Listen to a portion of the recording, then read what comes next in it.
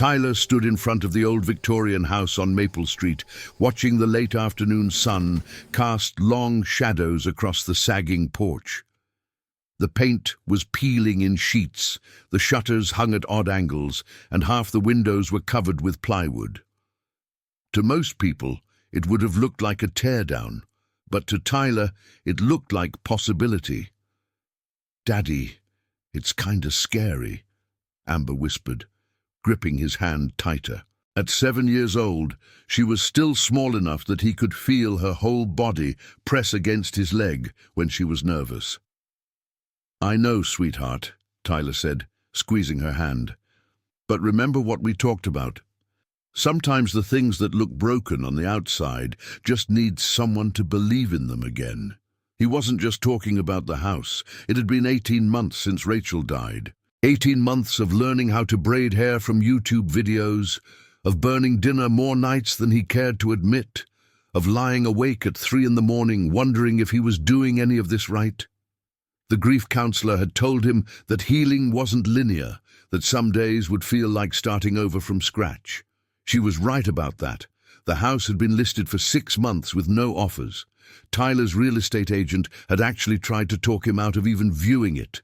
"It needs everything, Tyler. New roof, new electrical, new plumbing. The foundation has issues. You'd be better off with something move-in ready." But Tyler didn't want move-in ready. He wanted a project. He wanted something to pour himself into during the long evenings after Amber went to bed, something that would keep his hands busy and his mind focused on fixing what could be fixed, even if he couldn't fix what really mattered. The first week was demolition. Tyler ripped up old carpet, tore down water-damaged drywall, and hauled out decades of accumulated debris. Amber helped where she could, wearing a dust mask that was comically large on her small face, carrying small pieces of wood to the growing pile in the driveway. "We're like archaeologists," she said one afternoon, pulling a rusty toy car from beneath a floorboard. "Finding treasures." Tyler smiled. She was handling the move better than he'd hoped. Their apartment had felt suffocating after Rachel died, every corner holding a memory that hurt to look at. At least here, they were building new memories, painful and messy as the process might be. It was on a Friday evening, 2 weeks into the renovation, that Tyler found the cabinet. He was working in what would eventually be his home office, prying off old baseboards, when he noticed something odd about the wall near the corner. It sounded hollow when he tapped it. Using a flashlight, he could just make out the seam of a small door, painted over so many times it had become almost invisible. The cabinet was barely 2 feet wide and a foot deep, built into the wall itself. Inside, covered in dust, was a wooden box, a stack of yellowed letters tied with string, and something that made Tyler's breath catch, a small cassette recorder, the kind people used in the 80s and 90s. He carried everything to the kitchen table after Amber had gone to bed. The letters were love notes, dated from 1987 to 1989, signed "Forever Yours, Michael." They were tender and ordinary, the kind of sweet nothings that probably meant everything to whoever had received them. But it was the cassette recorder that drew Tyler's attention. There was a tape inside, labeled simply, "For when you need to hear this." Tyler hadn't seen a cassette player in years. On a whim, he pressed play, half expecting it not to work after all this time. The tape hissed for a moment, and then a man's voice filled the quiet kitchen. "If you're hearing this, then you're probably going through something difficult. I don't know who you are or when you'll find this, but I know something about pain. I know what it's like to feel like you're walking through life with a piece of yourself missing." Tyler's hand froze on the recorder. The voice was warm but weighted with sadness, the kind of voice that knew what it was talking about. "My name is Michael Brennan, and if you found this, you're probably living in my house, or what used to be my house. I'm making this recording in 1995. I'm 54 years old and I'm sitting in what I always called my thinking room, the small office at the back of the house. That was the room where Tyler had found the cabinet. He felt a chill run down his spine. 3 years ago, I lost my wife, Catherine, heart attack. She was only 48. We didn't get to say goodbye. One moment she was laughing at something on television, and the next, she was gone. And I thought my life was over too. Tyler's hand was shaking now. He paused the tape, stood up, and walked to the window, staring out at the dark street. The parallel was too precise, too impossible. Rachel had been 42 when the aneurysm took her. One moment she was reading Amber a bedtime story, and the next she was on the floor, and Tyler was screaming for someone to call 911. He pressed play again. The first year was the worst. Everyone tells you it gets easier with time, but they don't tell you that time moves differently when you're grieving. Days feel like weeks. Weeks disappear in a blur. I stopped taking care of this house. I stopped taking care of myself. I was just existing. Michael's voice cracked slightly, and Tyler could hear him take a breath.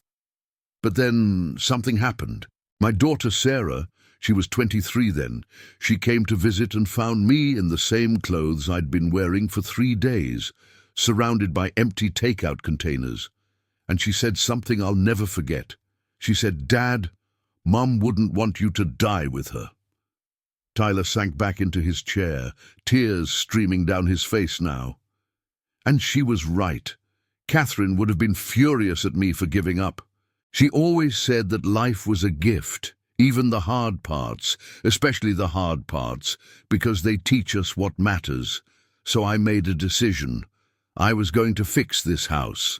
All the things Catherine and I had always talked about doing, but never got around to, I was going to do them. For her, for me, for the life we'd built together. The tape continued, Michael's voice growing stronger as he spoke. I spent 3 years renovating this place.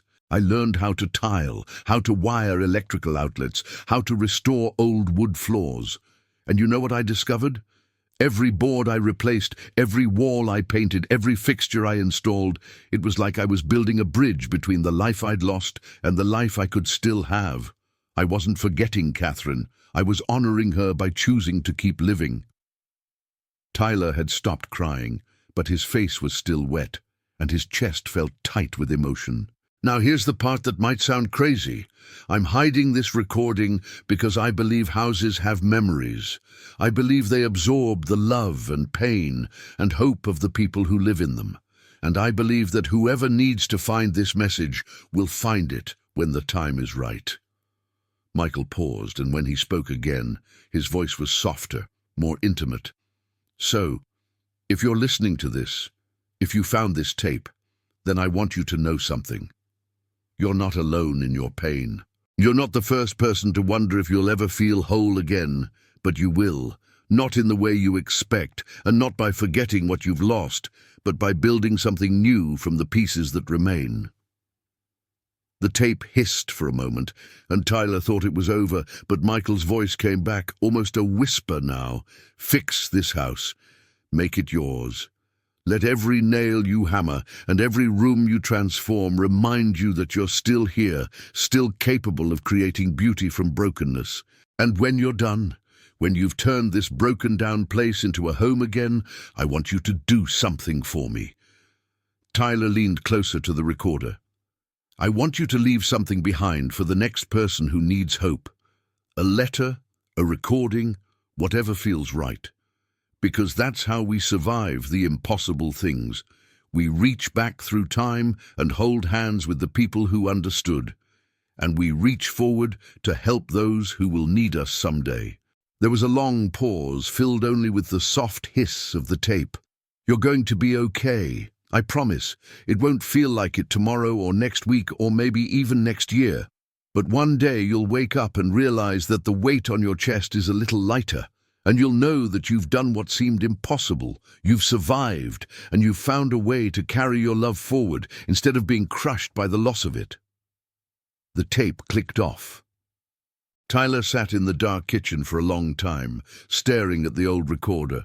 The rational part of his mind wanted to dismiss the coincidence. Lots of people renovated old houses. Lots of people had lost spouses young. But the timing, the specificity of Michael's words, the fact that he'd found this exactly when he needed it most, it felt like something more than chance. He thought about the grief counselor's words about healing not being linear. Maybe it wasn't linear because it wasn't just forward motion. Maybe it was also this, reaching across time, connecting with strangers who'd walked the same dark path and left lanterns along the way. The next morning, Tyler woke up with a sense of purpose he hadn't felt in months. He made Amber's favorite breakfast, chocolate chip pancakes, and told her they were going to make a plan for the house. "Like a treasure map?" Amber asked, her eyes bright. "Exactly like a treasure map," Tyler said. "We're going to plan out every room, every project, and we're going to make this house beautiful." Over the following months, Tyler threw himself into the renovation with new energy. He wasn't just fixing a house anymore. He was participating in something larger, a chain of healing that stretched backward to Michael and forward to whoever might live here next. He installed new windows, flooded the rooms with light. He restored the original hardwood floors, bringing out the warm honey color of oak that had been hidden under carpet for decades. He rebuilt the front porch, making it wide and welcoming, the kind of porch where people could sit on summer evenings and watch the neighborhood kids play. Amber had her own projects. Tyler helped her paint her room a soft lavender and installed shelves for her growing collection of books. Together, they planted a garden in the backyard, filling it with wildflowers and vegetables. "Mum would have loved this," Amber said one afternoon, kneeling in the dirt beside a tomato plant. It was the first time she'd mentioned Rachel in weeks, and Tyler felt his throat tighten. "Yeah, sweetheart, she really would have." "Is it okay that we're happy here?" Amber asked, looking up at him with serious eyes. "Without Mom?"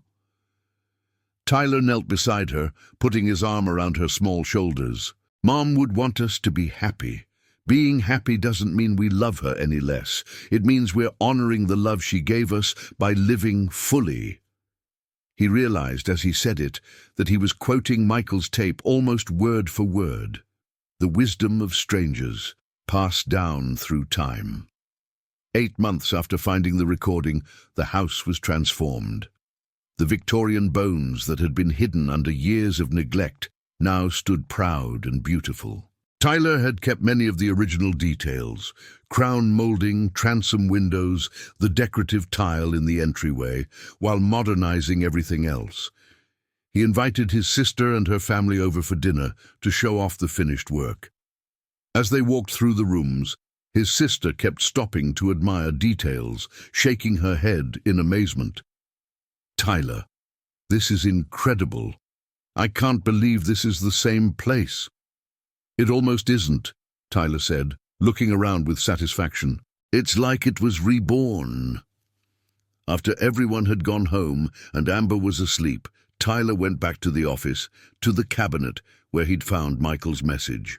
He'd bought a small digital voice recorder for this purpose, knowing for months that this moment would come. He pressed record. "My name is Tyler Chen. If you're hearing this, you're probably living in my house, or what used to be my house. I'm making this recording in 2025. I'm 36 years old, and I'm sitting in what I call my thinking room." He told his story. He talked about Rachel, about the grief, about the fear that he'd never feel whole again. He talked about finding Michael's tape and how it had given him permission to heal without guilt. "Michael was right about everything," Tyler said into the recorder. "The house did have memory, and fixing it, transforming it, making it beautiful again, it didn't erase my pain, but it gave me a way to carry it. Every room I renovated was like saying, I'm still here. I'm still capable of creating something beautiful. I'm still a father, a person, someone who can love and hope and build." He paused, thinking about what he wanted to say to whoever would find this next. If you're listening to this, then you're probably hurting. Maybe you've lost someone, or maybe you're just lost yourself. But I want you to know something. You found this message for a reason. Not because of fate or magic, but because you were brave enough to start over, to take on a broken thing, and believe you could make it whole again. Tyler looked around the room at the walls he'd repaired, the floor he'd refinished, the window he'd replaced. The lesson I learned from Michael, the lesson I'm passing on to you, is this. Healing isn't about forgetting or moving on. It's about transformation. It's about taking the broken pieces of your life and building something new without discarding the love and memories that came before. Every choice you make to keep going, every act of creation, every moment you choose hope over despair, that's healing. He could feel tears on his face again, but they were different tears now. Not the raw, desperate tears of early grief, but something gentler, more bittersweet. Fix this house. Make it yours. Pour your grief and your hope and your love into every corner of it.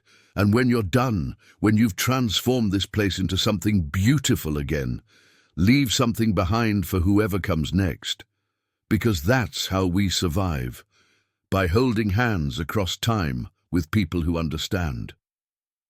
Tyler set the recorder back in the cabinet, along with a letter explaining the chain of messages, starting with Michael. He sealed the cabinet carefully, painting over it so it would once again be invisible to casual observation. Whoever found it next would have to be looking, would have to be renovating, would have to be ready. That night, Tyler had the best sleep he'd had since Rachel died.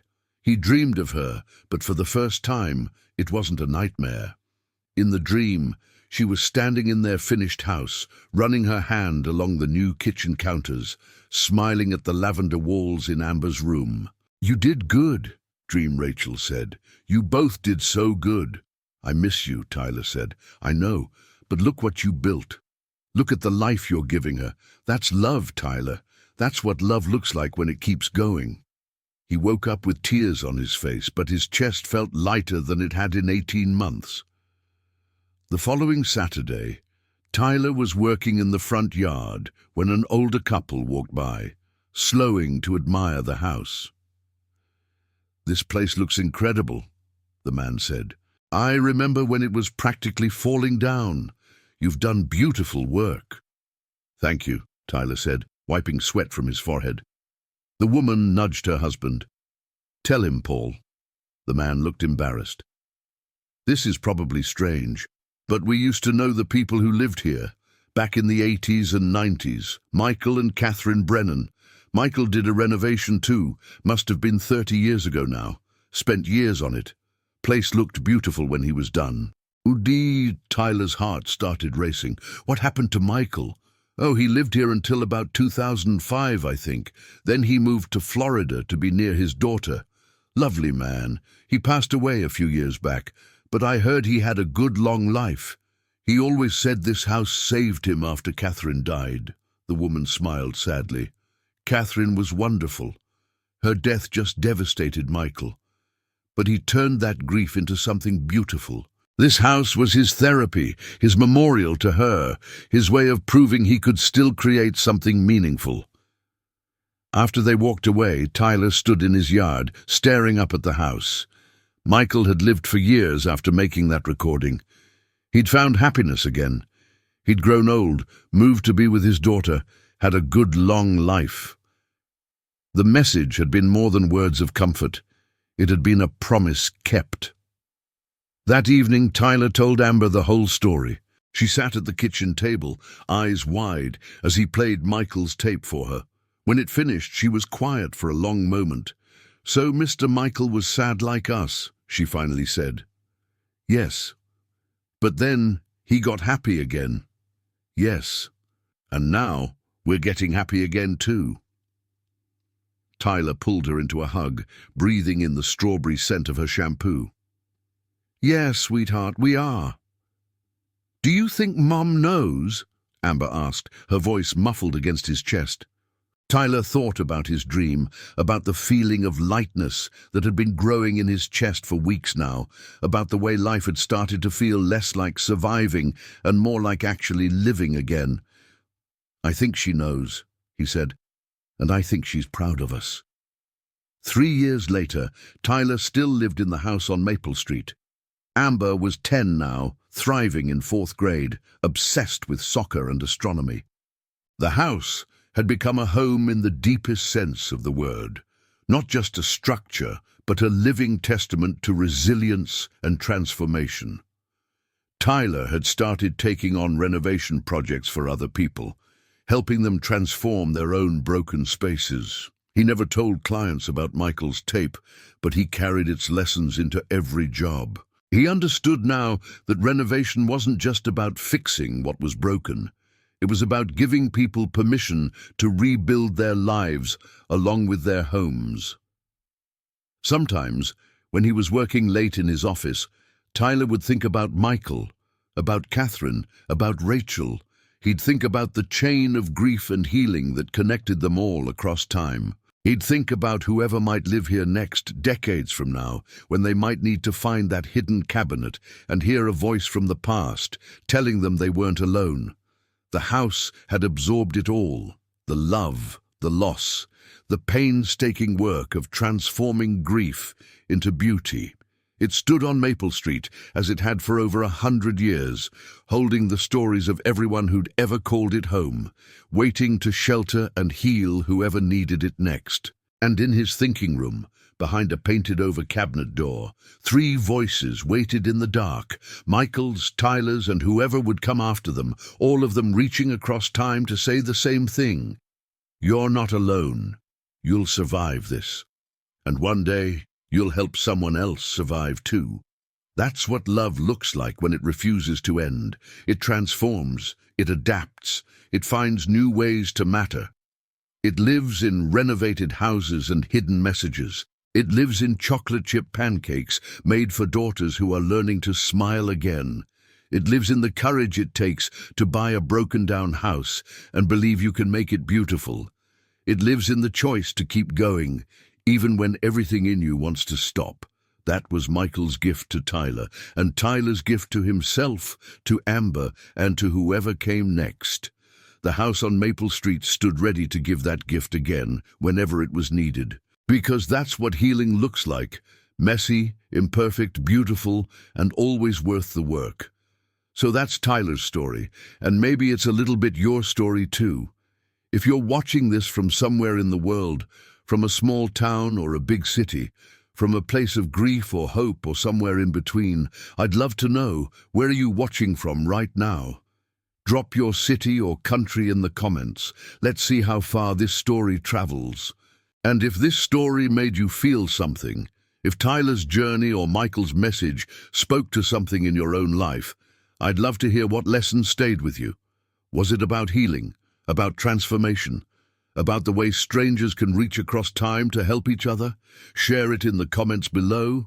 If this story touched your heart, please hit that like button and subscribe to the channel. Every story here is about real people facing real struggles and finding unexpected hope in broken places. You never know which story might be exactly what you need to hear. Thank you for being here. Thank you for listening. And remember, whatever broken thing you're carrying, you have the power to transform it into something beautiful. See you in the next story.